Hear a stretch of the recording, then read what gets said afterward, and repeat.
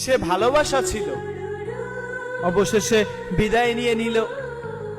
ঠিক কিছুদিন পরেই যখন নিজেকে সামলিয়ে উঠবেন, ঠিক তারপরেই দেখবেন হঠাৎ করে একটু স্মরণ করবে, বলবে, কেমন আছো? নিভিয়ে দেওয়া আগুনে কেমন যেন কেরোসিন দিলে যেভাবে জ্বলে ওঠে, ওইভাবে আপনার হৃদয়টাকে আবার জ্বালাতে আসবে। কি সুন্দর একটা দৃশ্য, তাই না? জীবিত মানুষগুলাকে মৃত্যুর দিকে ধাবিত করে আবার এসে বলে, পারলে আমায় ক্ষমা করে দিও, আমি ইচ্ছা করে করিনি, বাধ্য হয়েছি। তাহলে প্রেম করতে কে বাধ্য করেছিল?